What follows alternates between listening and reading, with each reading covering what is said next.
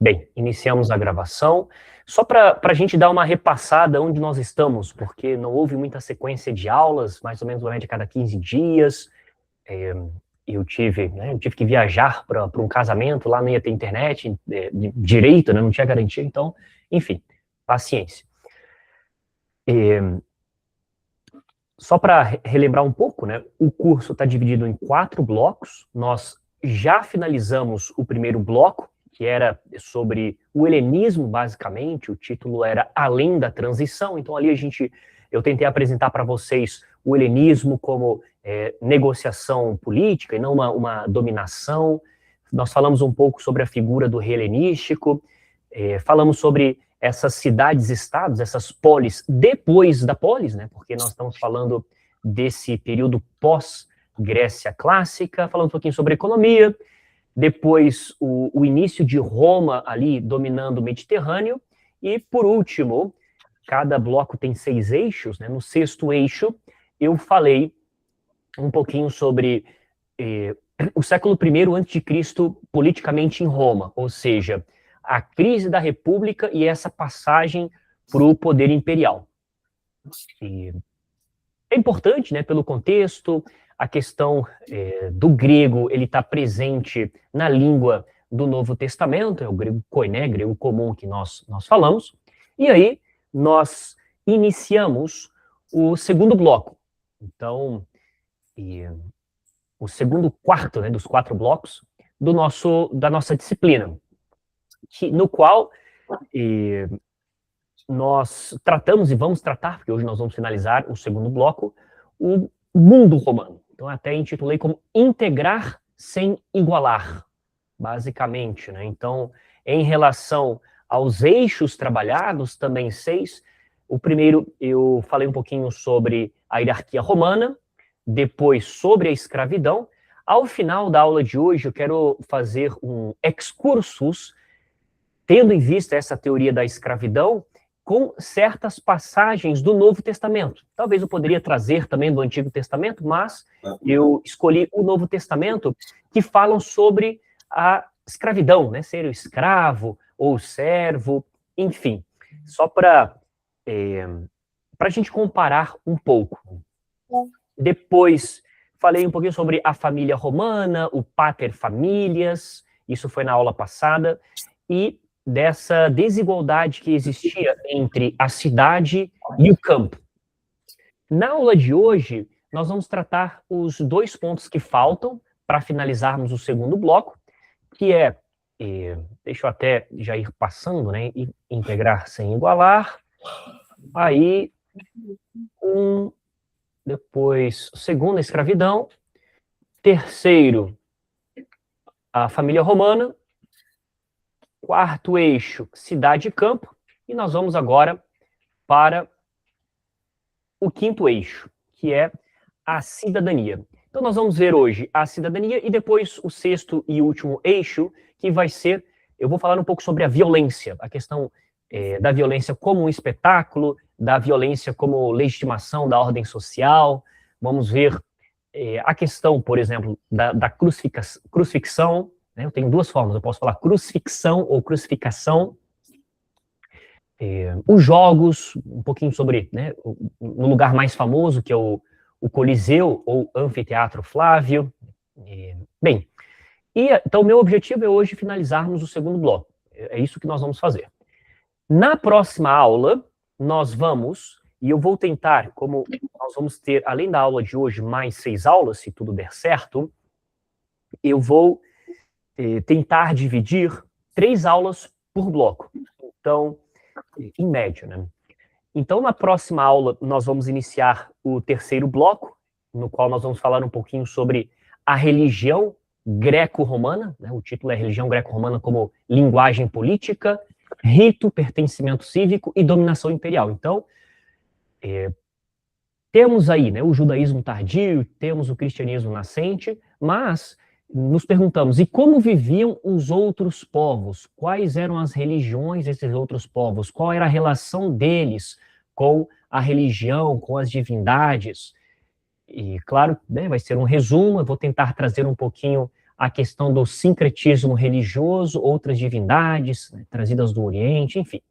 E, por último, no quarto e último bloco, nós vamos tratar um resumo sobre o judaísmo tardio, o cristianismo nascente, e misturar isso com a filosofia antiga, como eles se relacionam, como o próprio judaísmo tardio, antes mesmo do cristianismo, já parte dele bebia dessa filosofia da Grécia clássica, e como o cristianismo, vamos tratar com alguns expoentes, continuaram com esse mesmo pensamento. Eu intitulei o bloco como Ética, Identidade e Poder no Mediterrâneo Antigo. Né? Filosofia, judaísmo tardio e cristianismo nascente. Bem, então, alguma pergunta, alguma dúvida? Ou podemos continuar aqui de onde paramos na aula passada, o eixo quinto do segundo bloco, integrar sem igualar a cidadania como instrumento de poder. Podemos? Perfeito. Sim. Então, vamos lá. Então, vamos ver a cidadania como categoria central do mundo romano. Ela constitui, né, uma categoria importante, frequentemente associada, frequentemente, né, mal interpretada como, né, uma questão de igualdade plena. Não existe, nunca existiu isso no mundo romano, e nunca nem sequer se quis chegar a isso. Mesmo quando todos os cidadãos do Império Romano, livres, tornaram-se, todos os habitantes, homens livres do Império Romano, tornaram-se cidadãos romanos, adquiriram a cidadania com o Édito de Caracalla, 212, início do século III, mas nós vamos chegar nisso ainda. Sua função principal era organizar os pertencimentos sociais e políticos.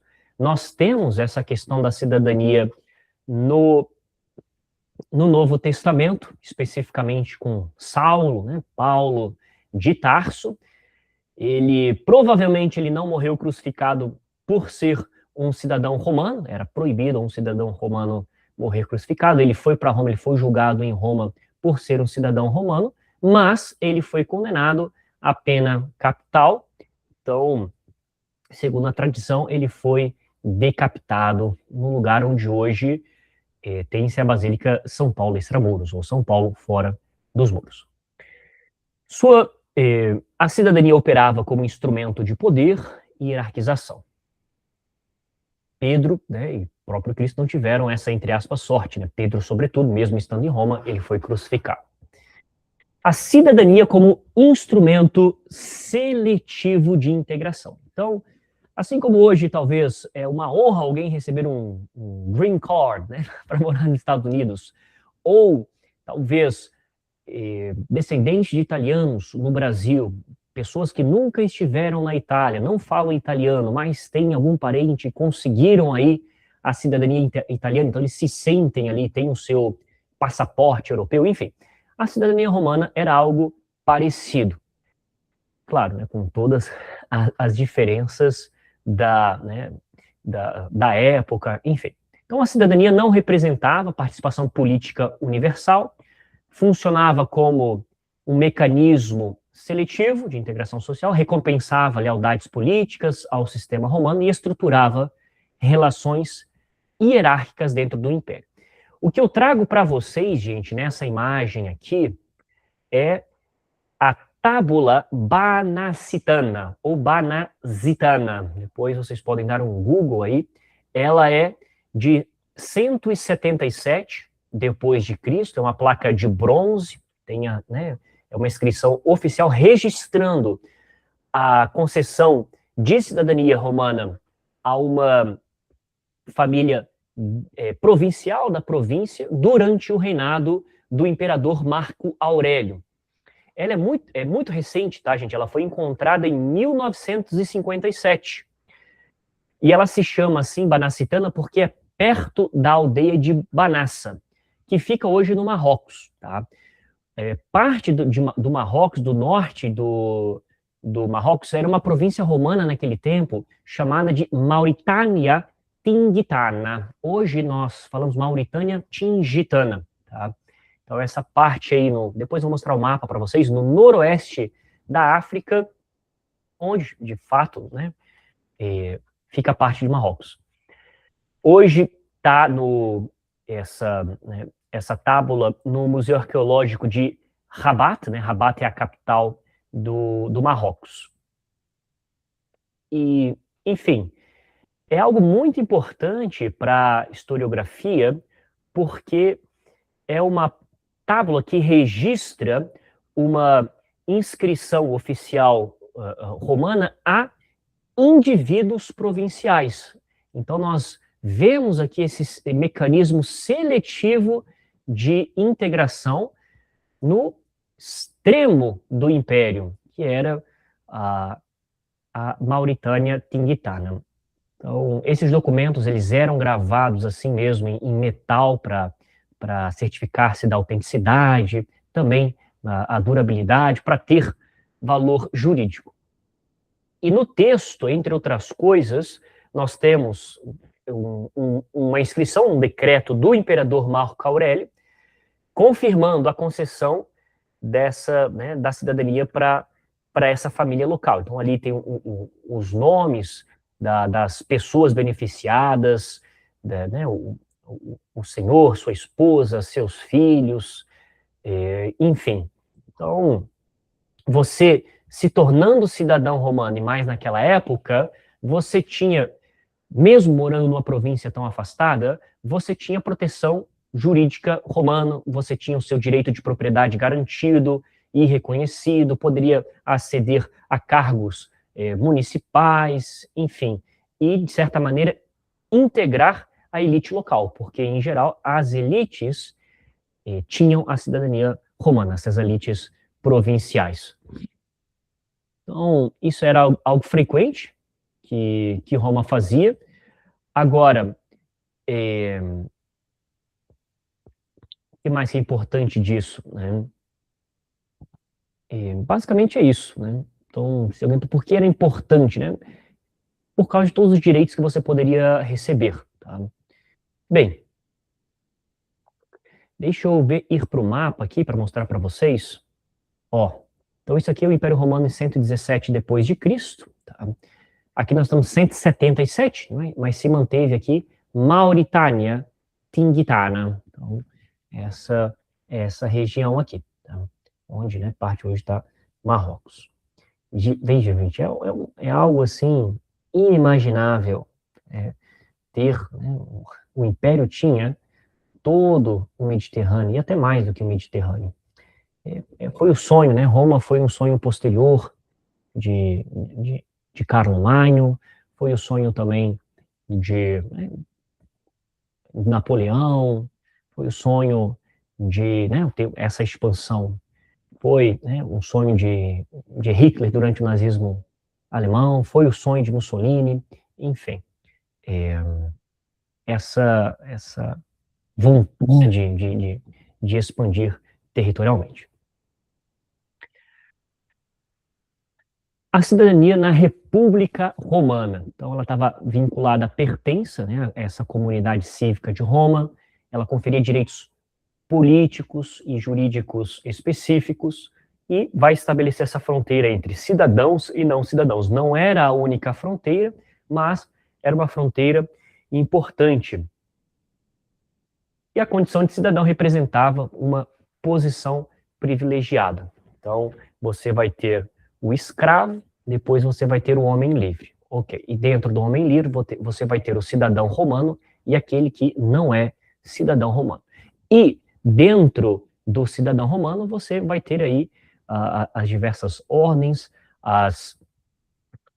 né, por prestígio social, muitas vezes atrelado à condição socioeconômica da pessoa. Então, desigualdade interna entre os cidadãos. Então, a cidadania não garantia igualdade social plena, existiam profundas desigualdades de riqueza entre os próprios cidadãos, o acesso ao poder político era restrito às classes mais elevadas, a cidadania coexistia com hierarquias sociais consolidadas. Agora, com a expansão territorial, posteriormente, o Império Romano, foram criadas novas demandas administrativas. Então, o governo de populações diversas exigia estratégias de integração. Então, nós temos ali esses cidadãos romanos, propriamente, da Península Itálica, inicialmente. Pouco a pouco, outras províncias foram sendo conquistadas e integradas ao Império Romano. Mas chega no momento em que, por exemplo, Mauritânia Tingitana, né, está lá no Marrocos, que hoje é o Marrocos. E como é que você faz para integrar? E no Império, você busca a elite, dá a cidadania para a elite se sente bem e está todo mundo feliz, e o Império crescendo. E a população sempre, né, se dando mal. Enfim. O modelo original restritivo tornou-se insuficiente, sempre restringindo muito a cidadania, e Roma precisou adaptar sua política de cidadania. Ela foi sendo, aos poucos, adaptada. Então, houve aqui essa ampliação seletiva, a cidadania foi expandida de forma gradual, começando sempre pelas elites e depois abrangendo outras camadas da população provincial. Concessões individuais e coletivas foram implementadas, elites provinciais foram integradas ao sistema romano, o controle central foi preservado. A cidadania definia pertencimento a um sistema jurídico comum, então você tinha essa segurança jurídica. Imagina, você é cidadão romano, mesmo de uma província romana. Então, se algo acontece, você tem direito a buscar o sistema jurídico, a buscar a lei. Você tinha essa proteção. Não era qualquer um que poderia chegar ali e tomar uma propriedade sua. Você é um cidadão romano. Então, e Roma sempre levou mais a sério quem fosse cidadão romano. Ele era considerado como se tivesse uma dignidade um pouco maior, inclusive na hora de morrer, né, na hora de ser executado. Como é o exemplo da não crucifixão de cidadãos romanos. O direito romano regulava relações privadas e comerciais, a igualdade jurídica coexistia com desigualdades sociais. A cidadania unificava juridicamente, mas sem igualar socialmente, como nos dias de hoje. Então, juridicamente falando, nós, no Brasil, por exemplo, nós somos todos iguais. É claro que, socialmente falando, somos, obviamente, desiguais. E essa desigualdade social, muitas vezes, ela vai refletir na proteção jurídica. Então, não é algo muito difícil de entender. Se um cidadão comum beber e atropelar alguém e matar essa pessoa por culpa dele, a depender da classe social, nós já sabemos como será o julgamento. Então, é algo que até revolta um pouco a população, né? Alguém de Porsche ou algum carro foi lá, matou o bêbado uma pessoa e, enfim, está respondendo em liberdade, tomou a pena muito menor. E quando você olha para isso, caramba, somos todos iguais perante a lei, mas, enfim, nem todos podem ter os mesmos advogados. Mas, enfim, algo parecido, obviamente, ocorria naquele tempo. Gradações internas da cidadania. Então, o direito romano criou múltiplas categorias jurídicas, existiam cidadãos plenos e cidadãos com direitos limitados, latinos, peregrinos e libertos possuíam status distintos. Aqui, latinos são aqueles do Lácio, ou seja, são os cidadãos, os primeiros cidadãos romanos, porque Roma nasceu na região do Lácio. Então, hoje nós estamos acostumados a falar latinos, referindo-se a pessoas da América Latina. Então, é uma classificação que os americanos usam muito. Esse daqui é europeu, esse daqui é latino, ou seja, é tudo do México para baixo, América Latina. Só que, na verdade, nós não somos latinos, nós somos latino-americanos. Latino, propriamente, é quem nasceu no Lácio. Então, os romanos, os italianos, eles são latinos. Peregrinos são aqueles que não, moram na Itália, e os libertos, os escravos que alcançaram a sua liberdade. Cada um tinha um status distinto. Essas distinções permitiam uma inclusão hierarquizada. Tornar-se cidadão implicava a adoção de práticas culturais romanas. Então, você era um cidadão, e quando você menos percebia, aos poucos ali você estava utilizando mais a língua latina. Provavelmente os seus filhos, que nasceriam cidadãos romanos, teriam o latim como sua língua mãe. Aos poucos você passaria a vestir-se como um cidadão romano, e assim sucessivamente. Como em qualquer outro lugar. Muito comum, eu tive a oportunidade de morar um ano nos Estados Unidos, o ano acadêmico de 2011 e 2012, e eu conheci algumas pessoas que eram, pelo sobrenome deles, né, depois perguntando, eram filhos, por exemplo, de mexicanos, colombianos. Então, o pai é mexicano, a mãe é mexicana, eles vieram para os Estados Unidos e, pasmem, essa pessoa não falava espanhol, só sabia falar inglês. Por quê? A aculturação era tão forte que, e os pais com medo de que a criança não se, enfim, não se misturasse à cultura local, nem sequer, né, ensinaram espanhol para a criança. Ele entendia, por causa dos seus pais, os avós que não sabiam inglês, mas ele não falava. Então, foi algo que me impressionou muito, só que é algo comum em muitos lugares. O uso do latim era elemento importante de integração, assim como o uso do inglês para quem for para os Estados Unidos. Embora muitos imigrantes, também conheci um imigrante na época, ele estava morando nos Estados Unidos há 19 anos, e ele não falava inglês ainda. Valores morais romanos eram incorporados pelas elites provinciais.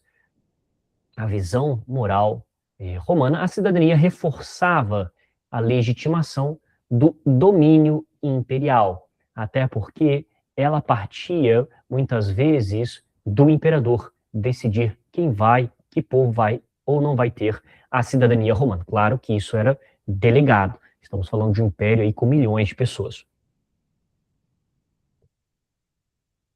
O imperador assumiu o controle central sobre a cidadania, direitos e privilégios passaram a depender de sua autoridade, a cidadania tornou-se instrumento político direto, e o pertencimento jurídico vinculava-se à lealdade imperial. Quando eu falo sobre isso, eu gosto de dar o exemplo da Igreja Católica.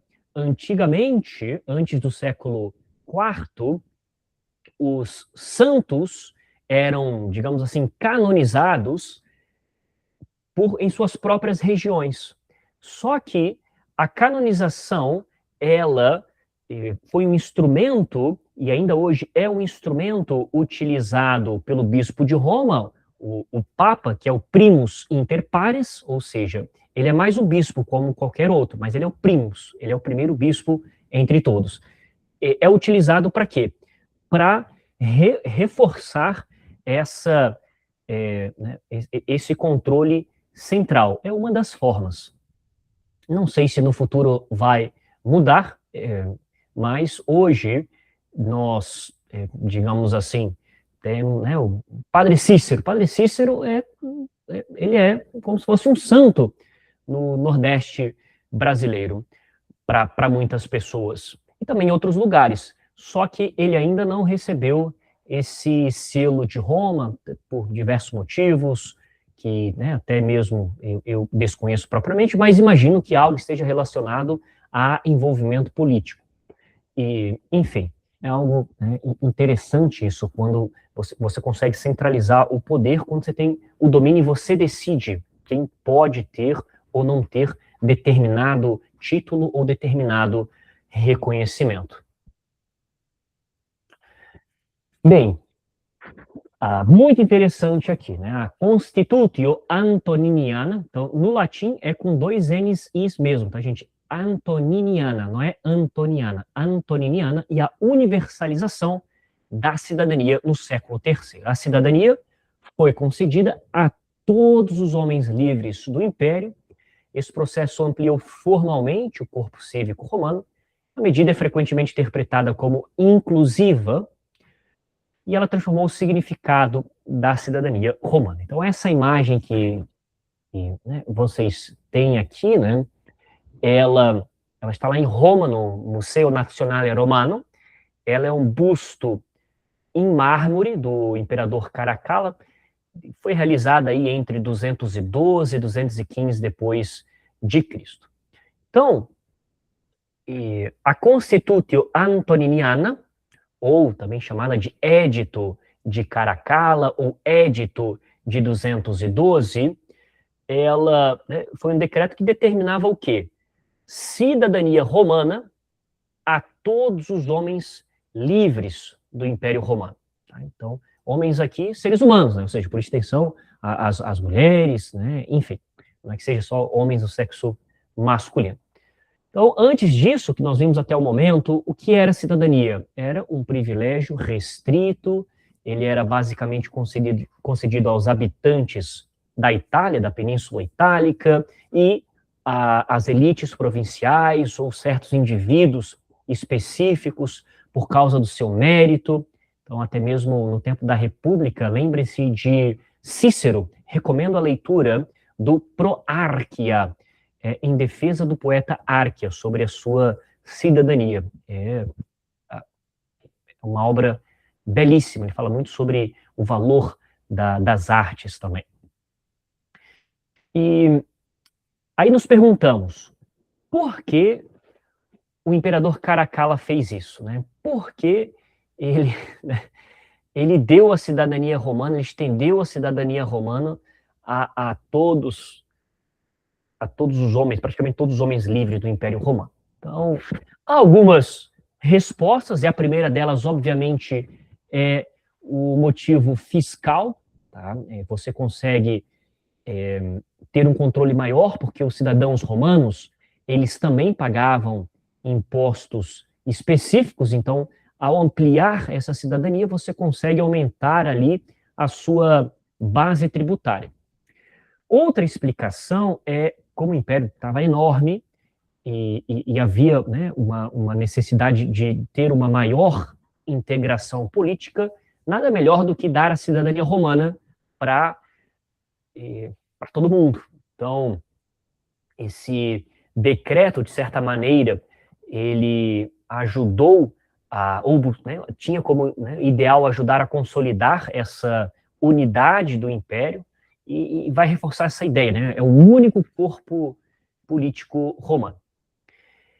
E, por último, nós podemos tentar ver, né? Está relacionada à questão da integração política, mas é a própria legitimação imperial. Então, sobretudo nessas áreas mais afastadas do centro de Roma, que é a cidade de Roma, a Península Itálica.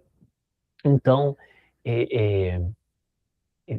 Caracalla provavelmente queria ali mais apoio político, prestígio, considera esse benefício.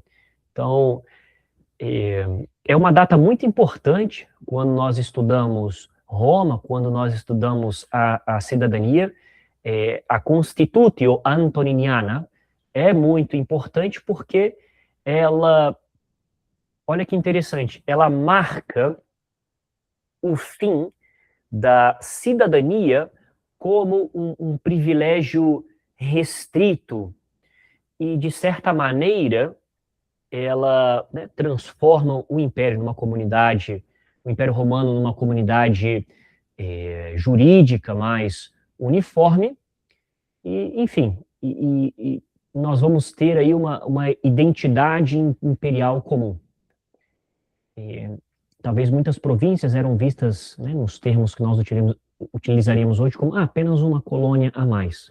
Então, eu não tenho direito, só quem muito abastado aqui na minha província vai ter esse direito, mas agora todos temos, todos somos cidadãos romanos. E aí vem a questão, né? Ok, se todo mundo é importante, então ninguém é importante? Universalização e permanência da desigualdade. A cidadania universal não eliminou desigualdades sociais, novos critérios de distinção substituíram os antigos, a riqueza e o status continuaram determinantes e a cidadania reorganizou, mas não aboliu, obviamente, a hierarquia. O pertencimento jurídico permaneceu instrumento de poder. Bem, vamos agora para o sexto e último eixo, que está intitulado O Espetáculo da Violência e a Legitimação da Ordem Social. A violência ocupava lugar estrutural na organização social romana. Ela não constituía um fenômeno marginal ou excepcional, fazia parte, ela integrava os mecanismos de funcionamento do sistema, operava como instrumento de controle e legitimação do poder. Então, eu gostaria que vocês, não posso dizer, que vocês pensassem como eu, né? Mas eu gostaria que vocês se atentassem a isso, que a violência no Império Romano era algo pensado, era algo consciente. Tá?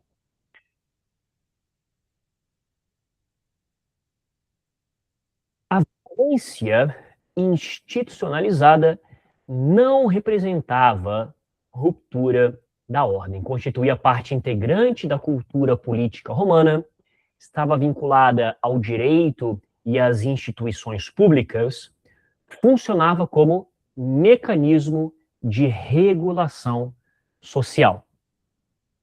O direito romano autorizava punições corporais severas, escravos e estrangeiros estavam especialmente vulneráveis a esse tipo de situação e essas punições vão variar de acordo com o status jurídico. O sistema penal reforçava as hierarquias sociais. Aqui, né, a questão da crucificação, né, ela constituía uma punição extrema apenas para pessoas que não fossem cidadãs romanas, então o cidadão romano não poderia, em teoria, ser crucificado, aquilo que nós falamos no início da aula, por isso, muito provavelmente por isso, Saulo de Tarso, né, Paulo de Tarso, não foi crucificado. Mesmo assim, ele não conseguiu escapar à pena de morte. Bem, execuções públicas eram eventos visíveis, era para mostrar o que acontecia com aqueles que não seguissem as leis de Roma, porque alguém que não segue a lei de Roma, essa pessoa está desafiando Roma. O trabalho forçado integrava o sistema penal. Michael, tem uma pergunta? Levantou a mão ou foi sem querer? Sim, pensando essa questão da hierarquização, já que o senhor citou, por exemplo, falando sobre a questão da hierarquização e a questão também da cidadania, o senhor citou, por exemplo, a questão de Paulo e do Novo Testamento, e a questão da tradição. Por exemplo, quando em algumas cartas Paulo aparece o termo em grego douleia ou doulos, né, para o servo, o escravo, a gente traduz, e aí é claro que atualmente, dentro de um contexto cristão, quando alguém usa esse termo servo, não tem a mesma conotação, no sentido de hierarquização, mas quando Paulo usa esse termo, por exemplo, pelo menos no que se tem escrito ali no Novo Testamento, doulos, e a noção de douleia, é possível dizer que ali Paulo está fazendo uma comparação, ele está se comparando no sentido a essa classe de escravos, de pessoas, e tentando estabelecer uma relação entre o papel de todos aqueles que seguiam essa fé cristã, digamos assim, exerciam essa essa posição de doulos, no sentido de... Certamente, com certeza, muito boa colocação. Assim que eu terminar esse sexto eixo e ir brevemente na conclusão, eu quero até trazer, eu não tive tempo de colocar no slide, né, mas irmos ao Novo Testamento, e ali eu faço uma diferença no Novo Testamento daquilo que eu chamo menções exclusivamente metafóricas à escravidão, e aí, na língua portuguesa, às vezes nós vamos ter escravos ou servos, mas o que importa é o original grego. Então, se você tem o doulos, você está exatamente se referindo a esse escravo. Okay? Claro, nós temos menções que são exclusivamente metafóricas e também nós temos menções que são literais, ou eu coloquei aqui parcialmente literais. Por quê? Porque a depender, ou seja, ele está falando daquele status mesmo. Quando ele fala, não há judeu nem grego, nem escravo nem livre, ele está se referindo à escravidão. Então, escravos aceitem a autoridade de seus senhores, enfim. Então, todos nós somos batizados em um espírito, então, formando um corpo, quer judeus, quer gregos, quer servos, quer livres, etc. Então, sim, entendi. Exatamente. Agora, no próprio, né, até mesmo nos evangelhos, né, então, na verdade, vos digo que não é o servo maior do que o seu senhor, né, nem o enviado maior do que aquele que o enviou. Então, nós temos essas menções.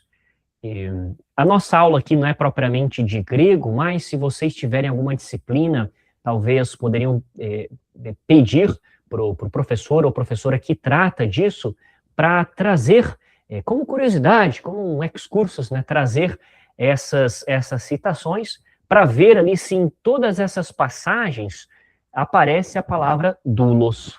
E aí certamente está se referindo a isso. Não importa se no português uma tradução vai trazer como escravo, outra como servo, porque são duas formas que nós temos de traduzir a palavra doulos, mas é aquilo que está escrito no original, ok? Então, a resposta para a sua pergunta é sim, é a referência exatamente a esse estatuto jurídico, ou esse não estatuto, né? Esse não de servo, de escravo. Perfeito, professor. Obrigado. Muito bem. Alguma outra pergunta? Curiosidade? Tudo certo? Então, vamos lá. Execuções públicas eram eventos visíveis, o trabalho forçado integrava o sistema penal. Então, a punição funcionava como espetáculo político. Olhem, né, o que acontece com aqueles que desafiam Roma. Então, comunicava essa autoridade do Estado e tornava visível o poder imperial. Porque quando nós falamos de poder, é algo muito abstrato. O que é o poder? O poder é isso, olha lá o que acontece com quem desafia o imperador. Então, isso tornava visível o poder imperial e reforçava os limites da transgressão social. Então, você sabe, até aqui, tudo bem, se passar disso, você corre, né, risco de pena capital. Então, caput caputis, no latim, significa cabeça, ou seja, você vai perder, né, a sua cabeça, pena capital. A violência possuía função educativa, o público aprendia as hierarquias sociais, o espetáculo transmitia valores políticos. A violência tornava-se linguagem simbólica. O espetáculo envolvia possibilidade de reversão simbólica, então pensem aqui nos gladiadores. Eles podiam, né, alcançar certo prestígio social.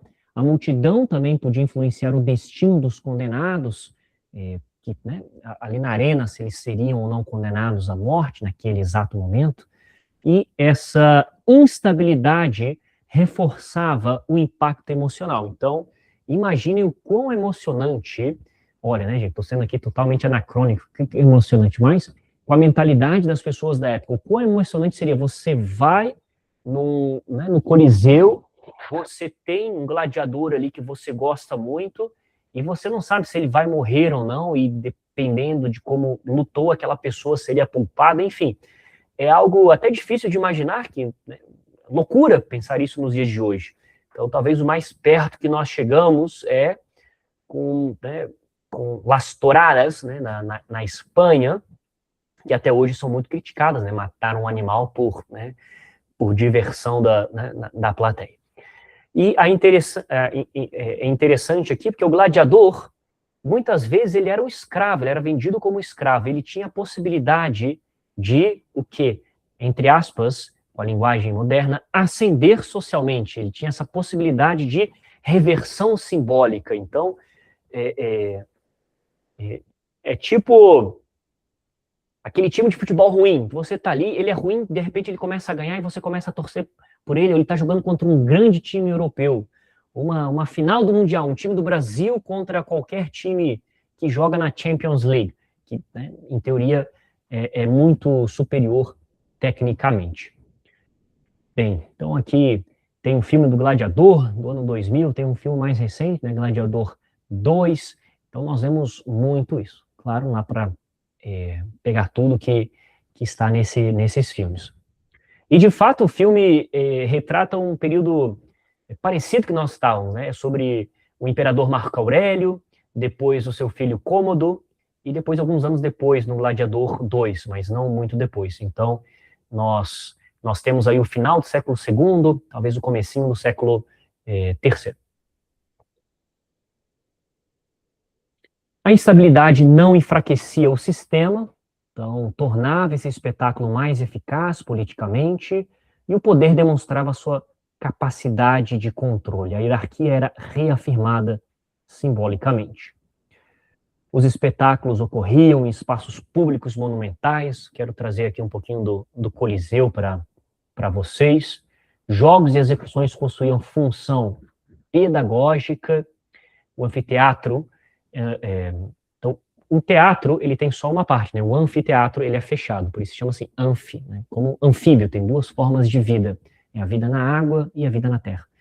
Bios, vida, e anfi, dois. Então, anfiteatro ensinava a lógica da hierarquia, a violência tornava-se instrumento educativo. E aqui, né, nós temos o Amphitheatrum Flavium, ou Colosseum, que foi construído durante a dinastia Flaviana, ou a dinastia Flávia, ou seja, nós temos aí o pai, que é Vespasiano, e depois os seus dois filhos, Tito e Domiciano. Nós já falamos sobre Tito algumas aulas atrás, o arco de Tito, a destruição de Jerusalém no ano 70 depois de Cristo, enfim.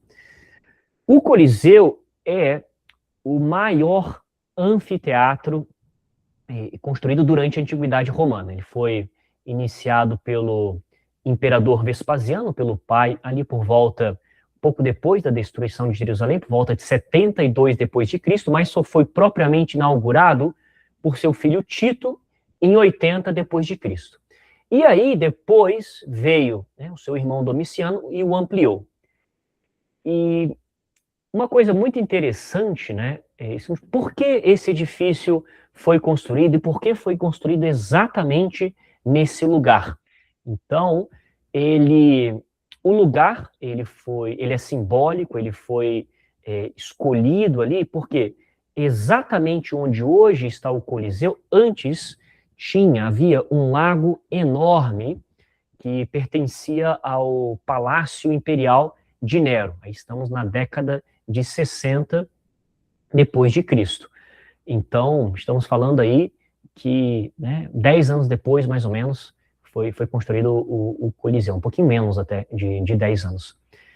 E esse lago enorme era, né, Nero construiu a sua casa, toda de ouro, conhecida como Domus Aurea, né, a casa de ouro, ou a casa dourada.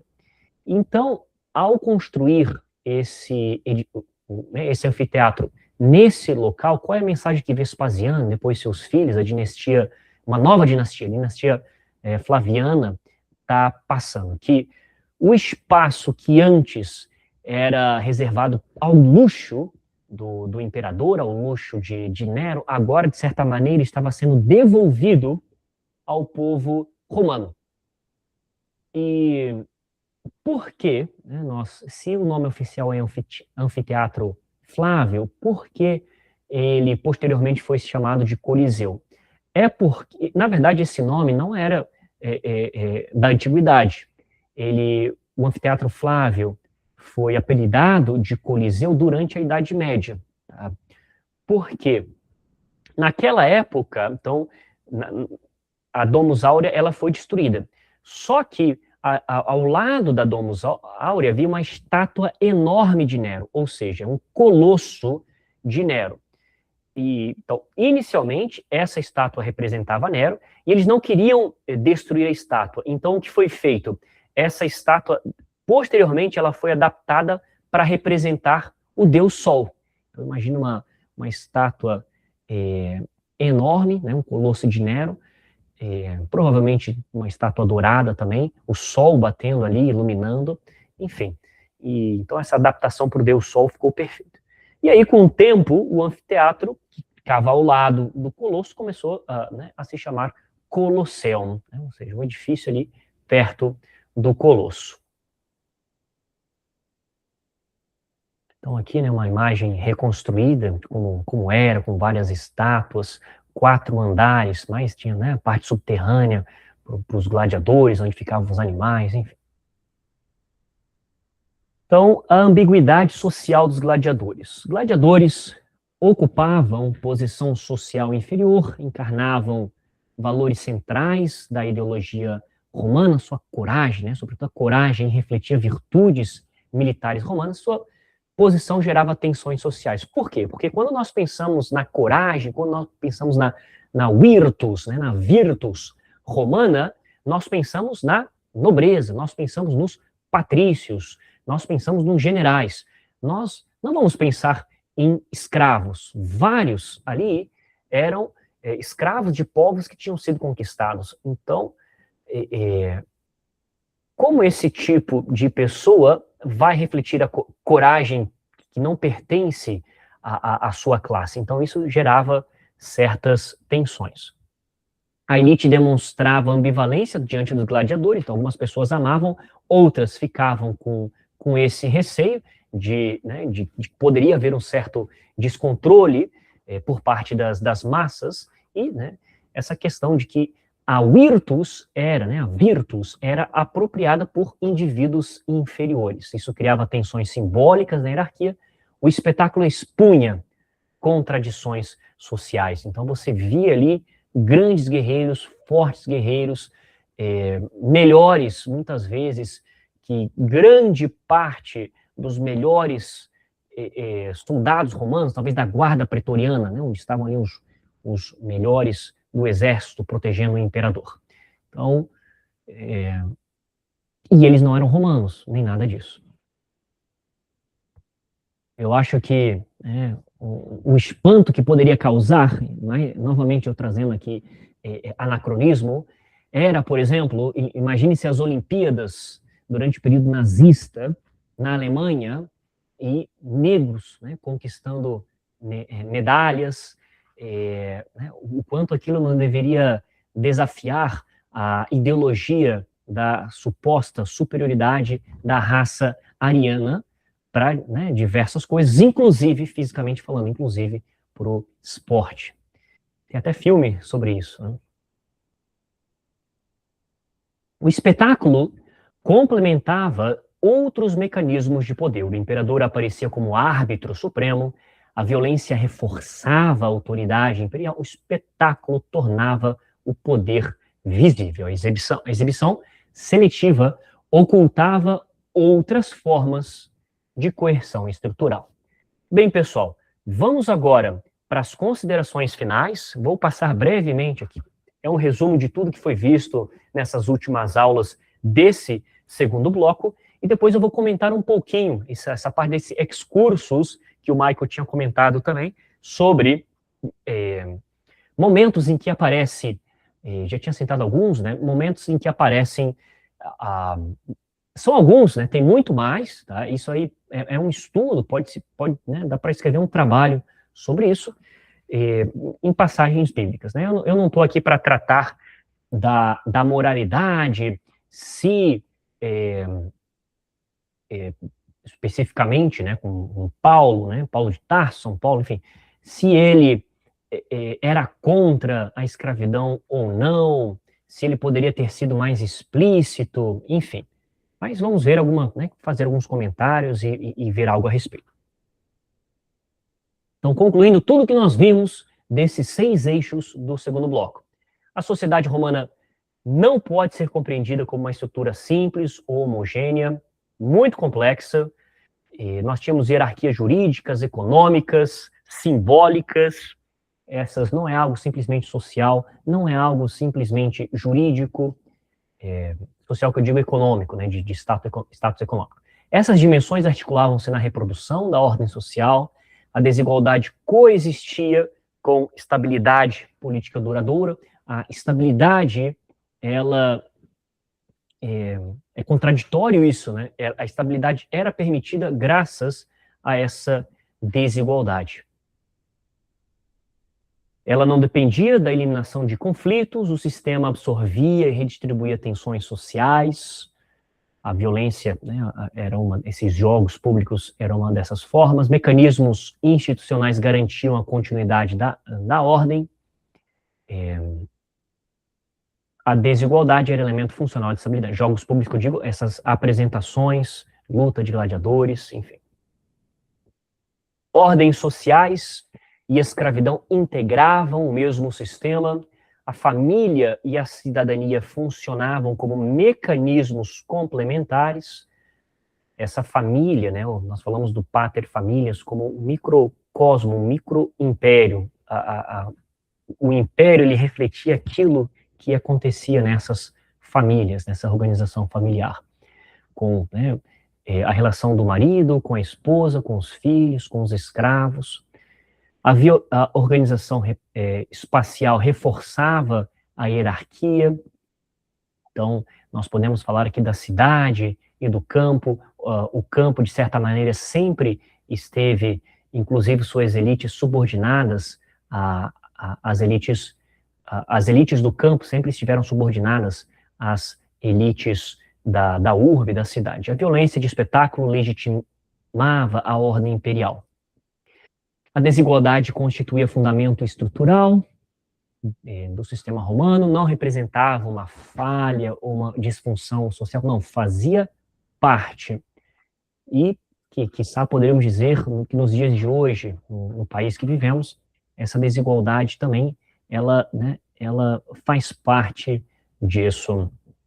Então, às vezes não basta trabalhar duro, basta acordar cedo, basta quem já acordou cedo, já pegou um ônibus às 4 e pouco, 5 da manhã, você vê aquele ônibus sempre lotado, cheio de gente para trabalhar, e vai voltar tarde para casa, cansado, e, enfim, eles acordam cedo para trabalhar, trabalham o dia inteiro, e mesmo assim, entre aspas, não venceram na vida. Por quê? Porque tem uma desigualdade aí que ela vai ser, de certa maneira, mascarada, e as pessoas, elas vão internalizando isso e achando como se fosse algo normal. Então, como nós podemos ver, não é de hoje que isso. Imagine uma pessoa enxergar-se como escravo e, né, considerar algo normal, né, ter, né, poxa, eu sirvo, eu tenho que servir a determinada pessoa.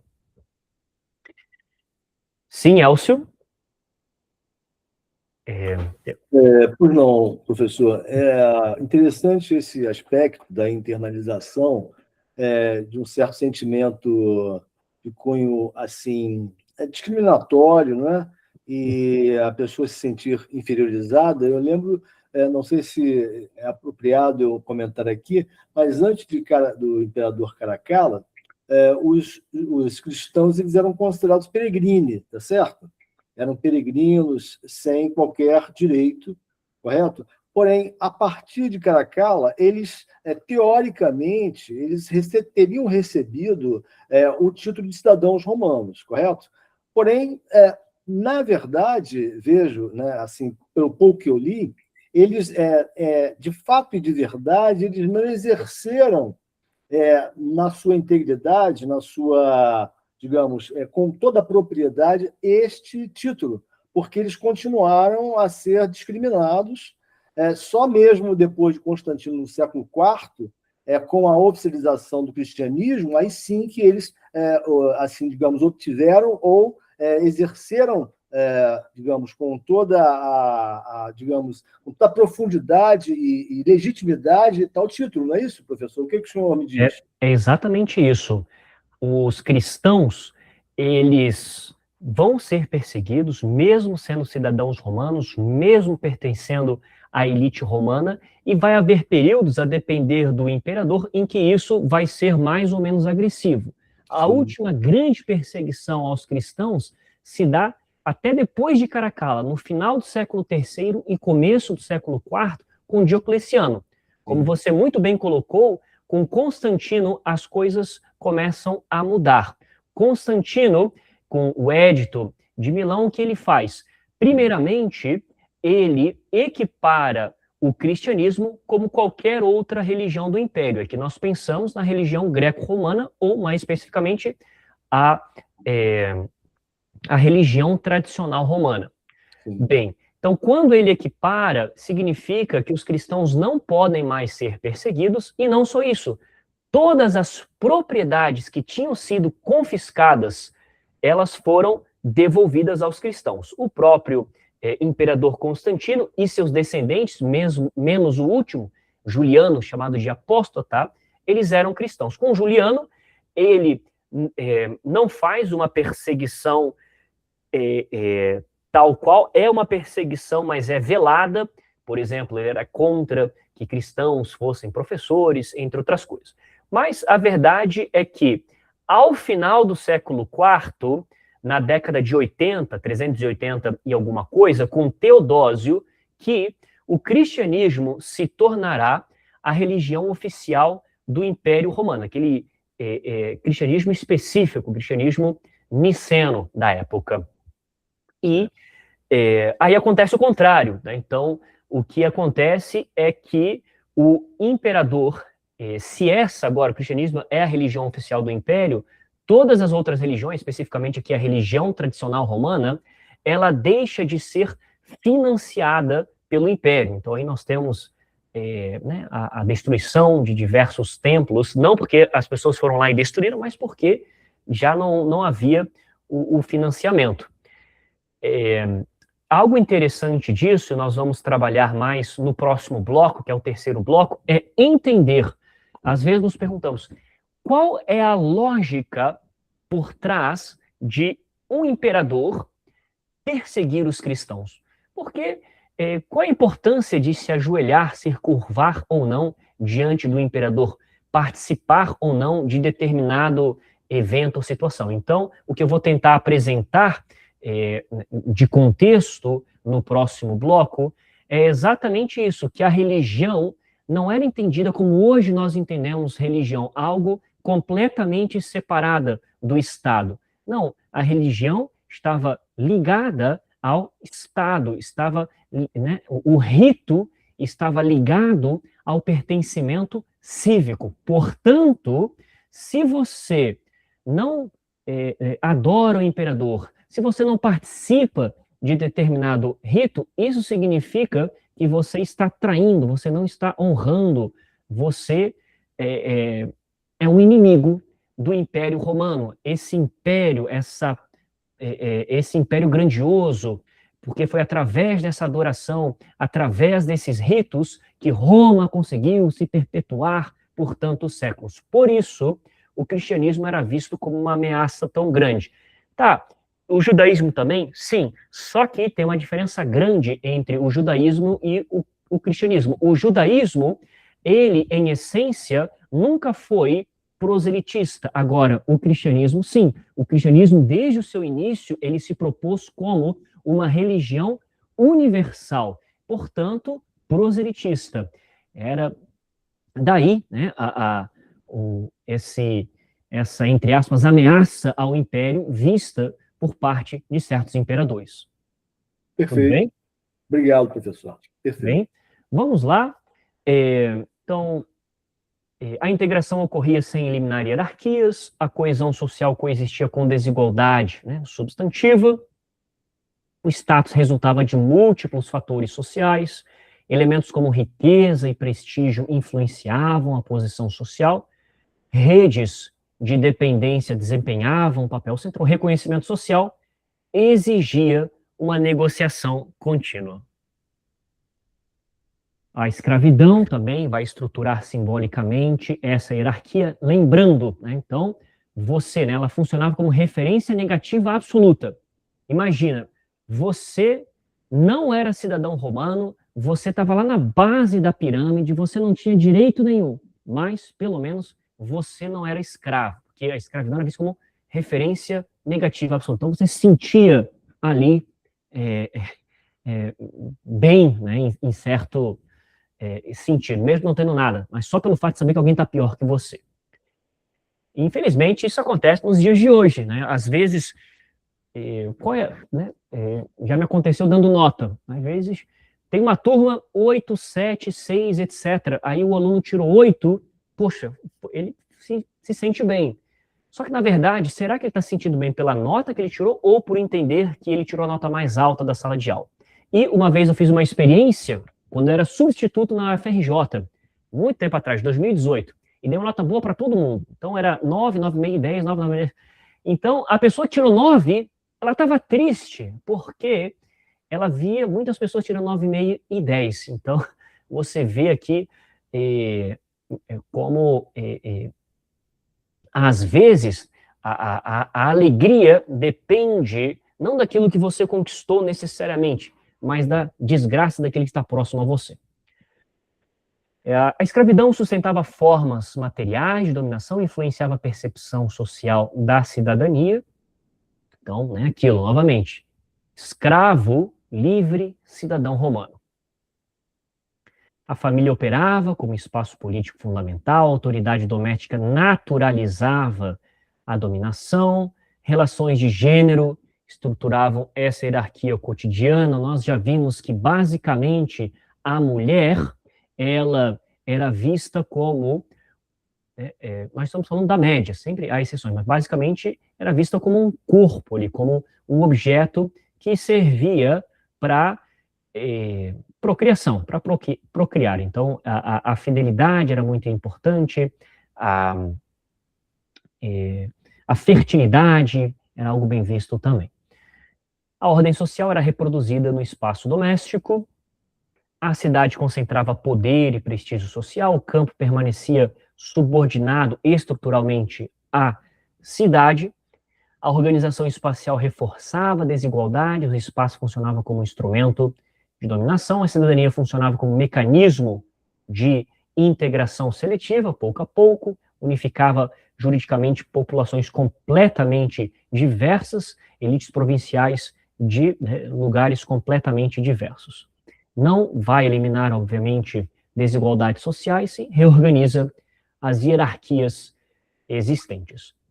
A violência constituía uma tecnologia, uma espécie de tecnologia política sofisticada.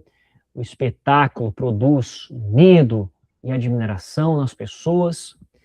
A coerção reforçava o consenso social. A violência legitimava a autoridade imperial. Essas dinâmicas influenciaram transformações posteriores. Críticas cristãs, e nós vamos ver essas críticas no quarto bloco, emergiram desse contexto social. As estruturas romanas moldaram a antiguidade tardia. O sistema romano influenciou formas posteriores de poder. Depois, né, já para finalizar, antes de irmos para esse excursus, a sociedade romana operava como totalidade integrada, a desigualdade constituía elemento estrutural da ordem, a integração não implicava igualdade social, o poder articulava coerção, integração, legitimação simbólica, a ordem imperial baseava-se na hierarquia institucionalizada. Então, terminamos esse segundo bloco, então podemos dizer que chegamos já a 50% do nosso curso, e essa primeira metade, ela foi focada, sobretudo, em contextualizar, tá? O helenismo, a Grécia Grécia clássica, e agora Roma, o final da República Romana, o início do Império. Então, nós, tendo isso em vista, nós vamos conseguir, a partir da próxima aula, aprofundar-nos melhor na religião greco-romana, com as suas diversas características, a sua pluralidade, o seu sincretismo e a sua relação com Roma, sua visão de rito, de pertencimento cívico, enfim. E depois, tendo isso em vista também, nós vamos olhar com esse olhar mais contextualizado, com esse olhar, digamos assim, de fora, para quem entra e vê agora o judaísmo tardio e o cristianismo nascente. Normalmente, quando se estuda essas disciplinas, e talvez, caso vocês já tenham estudado, essa foi a experiência de vocês, a gente começa estudando ali como era o judaísmo, e aí, depois, como é o cristianismo. E ficamos nisso. Né? Então, o que eu tentei fazer é um olhar por fora. Então, vejam que a Judéia, Jerusalém, tudo isso aparece de forma muito tangencial, até mesmo o Novo Testamento. Por quê? Porque, primeiro que é próprio dessa disciplina, essa contextualização, mas também para que vocês possam ter um olhar de como seria uma pessoa 2000 anos atrás que nunca tivesse ouvido falar sobre o Novo Testamento, sobre a Bíblia. Então, eu acredito que vocês já conseguem ter um pouco a mentalidade dessas pessoas. E olhar para o Novo Testamento, para os textos do Novo Testamento, com espanto, realmente, né? Uau, isso daqui é completamente diferente do que nós estamos acostumados. Bem, seja você um grego, seja você um romano. Ok, então agora, gente, eu busquei assim, bem a passant, nem tive tanto tempo, né? Se eu tivesse, eu colocava ali no slide também, né? Só de curiosidade, mas menções à escravidão no Novo Testamento. Aí eu busquei fazer uma divisão. Primeiro eu vou falar sobre menções que são exclusivamente metafóricas, ou seja, não está falando desse status de escravo, e depois menções que são literais ou parcialmente literais. Novamente, eu não fui no grego para ver se está o doulos ali, depois tem que dar uma olhada se é essa palavra, mas na maioria das vezes é. Tá? Então, se vocês lembrarem de alguma passagem também, me digam, né? Eu vou lendo aqui, são 7 menções exclusivamente metafóricas, e depois eu tenho mais 7 parciais. Tá? Michel levantou a mão? Michael levantou a mão? Sim, professor. Não, é só uma questão, acredito que será abordada em outras aulas, como o senhor acho que já salientou. Né? Nossa aula praticamente está chegando ao final, né? Nossa aula hoje. Sim. Uhum. Não, eu digo assim, em aulas subsequentes, posteriores, o senhor trabalhará, por exemplo, com essa questão, porque nós encontramos muito no Novo Testamento, por exemplo, Judéia, e Jesus foi para a Judéia, Cafarnaum, Galiléia, né, Samaria, enfim. Essa divisão, uma espécie quase que de distrital, não sei se eu poderia usar esse termo, eu creio que o senhor vai falar sobre isso, né? Roma, que eu acho que fez isso, né? Eu tenho essa curiosidade, mas eu sei que é só uma observação que eu acredito que o senhor vai falar sobre isso. Na verdade, só essa curiosidade, se o senhor falará sobre isso, não precisa falar especificamente sobre isso agora, não. Uhum, perfeito. Em alguma aula passada, eu comentei, mas foi bem rapidamente, sobre a criação da província da Judeia, né, que assim como, deixa eu voltar aqui no mapa,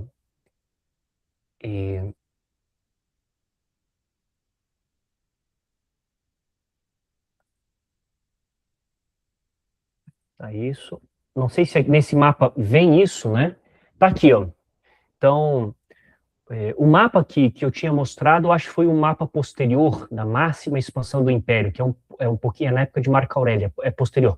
Mas aqui a gente já consegue ver, tá? Deixa eu ver se eu... Dá para ver bem aqui, ó, Judéia, né? Iudeia. Então, essa era a província da Judéia, aqui tínhamos a Arábia Pétrea, e a província da Síria. Tá? Então, deixa eu ver se eu consigo aumentar um pouquinho. A capital da província da Judeia é Jerusalém. Então, quando Jesus vai para Tiro, por exemplo, ele está indo, ou Antioquia, tá? Ele está indo para a província da Síria. Só que na Bíblia, eu posso estar enganado, essas divisões das províncias romanas, elas não aparecem. Eles focam na cidade propriamente, tá? Mas é isso que nós temos, né? Foi sempre assim? Não. Isso foi sendo modificado aos poucos. Lembrando que, se eu não me engano, é o ano 6 a.C., algo assim, que a Judeia realmente se transforma numa província.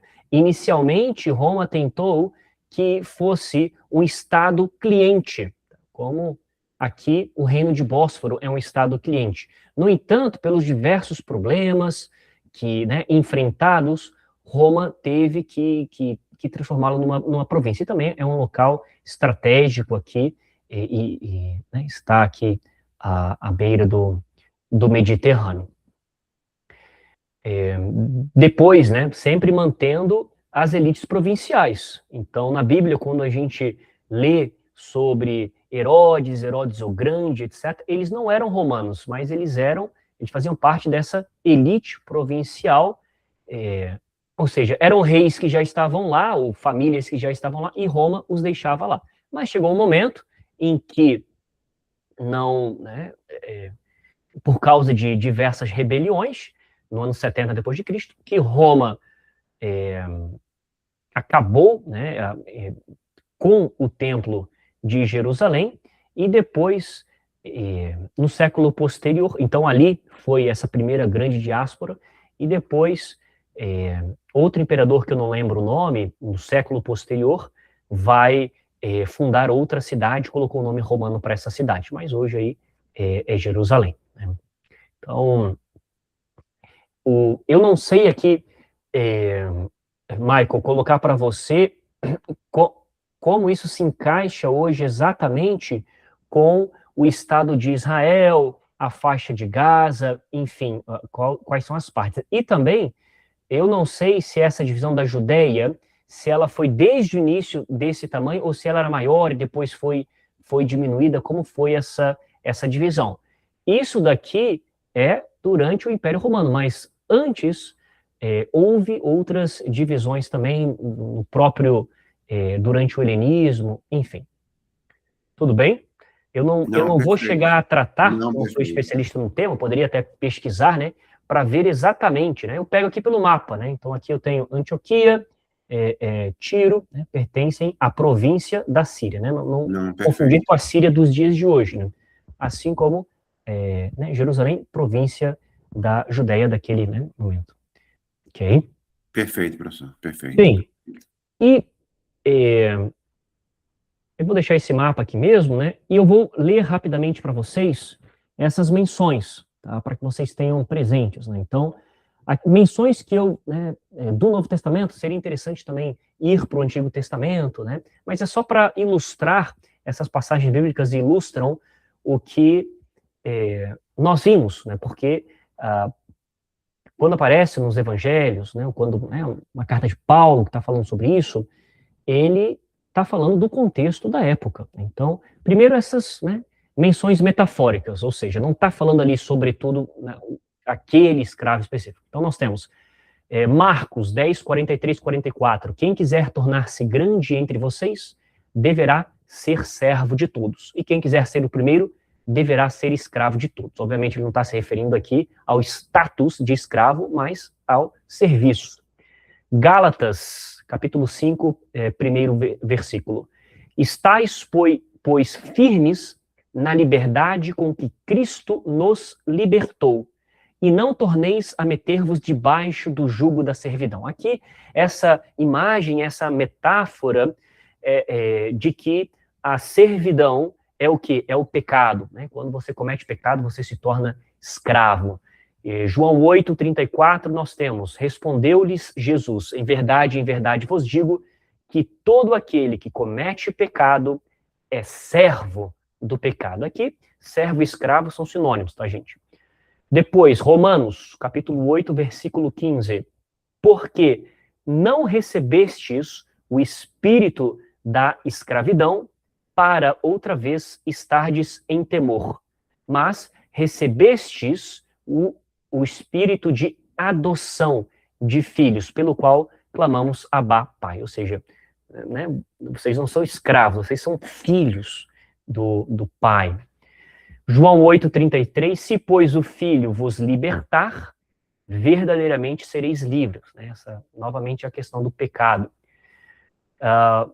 Primeira carta de Pedro, capítulo 2,16. Como livres e não tendo a liberdade por cobertura da malícia, mas como servos de Deus. Então, aqui, ele está dizendo, né, que vocês são livres, mas não é liberdade por cobertura da malícia, ou seja, não é liberdade para fazer o mal. Hoje nós diríamos, não é libertinagem, mas é como servos. A liberdade é o quê? É escravo de Deus, né? Como servos de Deus.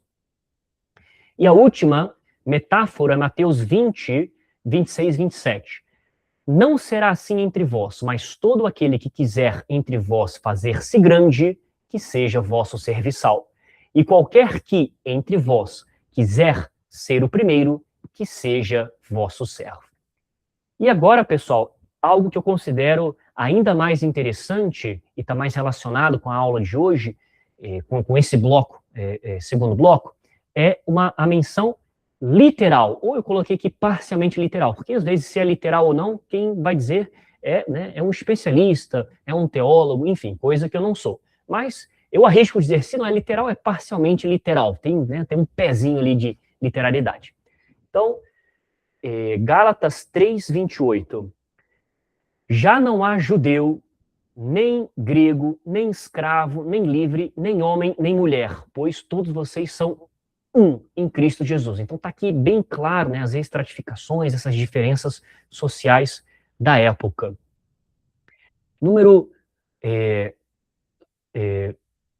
Primeira carta de São Pedro, capítulo 2, versículo 18. Escravos, aceitem a autoridade de seus senhores, com toda a deferência, não apenas daqueles que são bondosos e gentis, mas também daqueles que são severos. Tem que contextualizar tudo isso, né? Não é o caso aqui. Tito, capítulo 2, versículos 9 a 10. Ensine os escravos a se submeterem em tudo a seus senhores, a procurarem agradá-los, a não serem respondões e a não roubá-los, mas a mostrarem que são inteiramente dignos de confiança, para que assim tornem atraente em tudo o ensino de Deus, nosso Salvador. Depois, 1 Coríntios, capítulo 12, versículo 13. Pois todos nós fomos batizados em um espírito, formando um corpo, quer, novamente aquela ideia, né? Quer judeus, quer gregos, quer servos, quer livres. E todos temos bebido de um espírito. Mais 3 agora, pessoal. Então, antepenúltimo, João 13, 16. Na verdade, vos digo que não é o servo, ou seja, aquele escravo ali, maior que o seu dono, que o seu senhor, nem o enviado maior do que aquele que o enviou.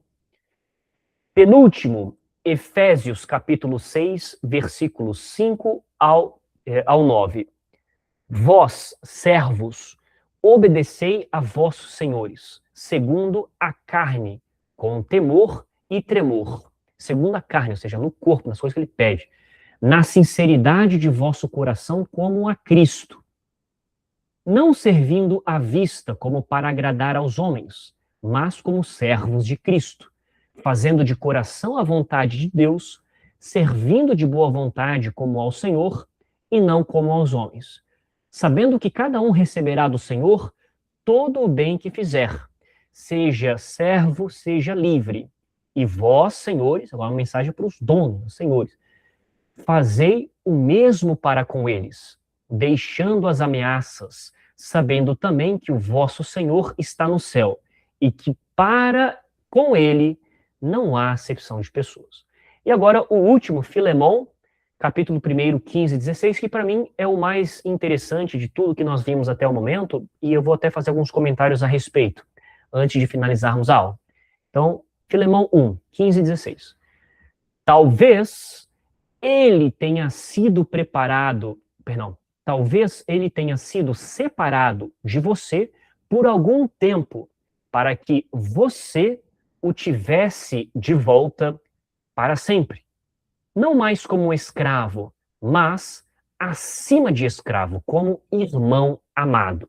Para mim, ele é um irmão muito amado, e ainda mais para você, tanto como pessoa, quanto como cristão. Então, por que é interessante? Primeiro, quem está escrevendo isso é Paulo. Para quem ele está escrevendo essa carta? Para Filemão, que tem diversos, ele era, tinha uma casa grande, recebia os cristãos, ele mesmo era cristão, e ele, por ser rico, tinha também seus escravos. E aqui, o Paulo está falando de Onésimo, que era um escravo de Filemão, tá? Então, quando ele diz, talvez ele tenha sido separado de você por algum tempo, ele está dizendo o quê? Ele está dizendo que fugiu. Então, o Onésimo fugiu de Filemão. Só que aí o que aconteceu? Nesse intervalo, o Onésimo se encontrou com Paulo, e ali nós entendemos que Onésimo se tornou cristão. E agora, esse Onésimo, esse escravo, está voltando para o seu dono. Tá? Então, o teor dessa mensagem é o quê?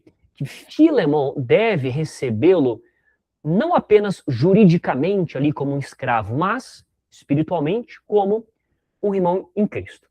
Mas aí, e aqui eu gostaria de deixar algo para que vocês pensassem ao longo dessa, se não tiverem nada para fazer sexta-noite, ao fim de semana, vocês pensem sobre isso. Nessa frase, quando ele fala assim, não mais como escravo. Então, qual é a interpretação que vocês dariam para isso? Primeiro, Paulo, primeira interpretação, talvez o que Paulo está falando, ele está pedindo a libertação. Tá? Então, talvez ele, pedindo a sua manumissão, a libertação de Onésimo. Então, porque se, como está escrito ali, Onésimo é um irmão amado, então essa relação própria de senhor-escravo, ela torna-se incompatível com essa visão de fraternidade cristã. E mais posteriormente, eu não li essa parte para vocês, Paulo vai dizer assim, recebe-o como a mim mesmo. Então, poxa, se recebe como a mim mesmo, não pode receber como um escravo. Agora, outra interpretação, eu queria que vocês pensassem sobre isso também, é o seguinte, Paulo, no Novo Testamento em geral, em momento algum, ele abole explicitamente a escravidão. Tá? Então, se nós olharmos ali, não tem, tá? Ou se alguém quiser trazer assim, de forma explícita, tá? Então não tem explicitamente falando uma condenação de Paulo, uma condenação direta da escravidão como sistema social. Um lugar do Novo Testamento em que Paulo fala a escravidão é injusta, ou liberte todos os escravos, ou o sistema deve acabar. O que ele faz, na verdade, nem ele, nem Cristo, nos evangelhos, é introduzir uma nova relação espiritual dentro dessa estrutura já existente. Então, entre outras coisas que eu li ali, o senhor e o escravo, eles se tornam iguais diante de Cristo. Então, ali Gálatas 3:28, que eu tinha lido. Então, não há escravo nem livre, todos são um em Cristo Jesus. Tem uma tensão aí para quem lesse isso naquele tempo? Tem, obviamente, Então, porque isso bate de frente com a ordem social romana vigente naquele então. Porque agora nós temos uma nova ética, essa ética cristã da fraternidade. O Paulo não promove uma revolução política explícita, mas, de certa maneira, e assim que eu vejo, ele vai plantar um princípio, uma ideia, que vai durar ao longo dos séculos para ser usado contra a escravidão. Mesmo, infelizmente, nós, aí todo esse episódio triste do continente da América, escravidão a partir aí do século XVI. Mas é o quê? Qual é esse princípio? Essa dignidade, essa igualdade, essa dignidade espiritual de todos os seres humanos. Então, nós somos iguais. Quem está me ouvindo aqui, eu sou, né, somos iguais, nós temos a mesma dignidade que as pessoas mais ricas do planeta, que, né, Bill Gates, Elon Musk, os presidentes mais poderosos, os presidentes mais doidos, né, Donald Trump, Lula, Bolsonaro, qualquer pessoa, Cláudio Castro, né, que está afastado, Ricardo Couto agora, governador interino do Rio. Então nós temos a mesma, o Papa, nós temos a mesma dignidade. E o pior criminoso, o pior assassino, nós temos a mesma dignidade, algo que é comum a todos nós. Então, isso é algo cristão. Então, mas é isso, né? Filemão pode ser visto por alguns como, basicamente, é uma acomodação de Paulo ao sistema escravista, ou não, né? Ou um ataque aí indireto, obviamente, não é direto, é um ataque indireto e radical a essas bases morais da escravidão que nós vimos ao longo desse segundo bloco, tá? Então, enfim, né, quando ele fala de Onésimo, ele tem um valor ali humano real, ele é um irmão na fé. Bem, pessoal, aqui não é pregação, né, então é isso por hoje. Não sei se ficou alguma pergunta, alguma dúvida, tudo certo? Então, desejo para todos, vou parar aqui a gravação,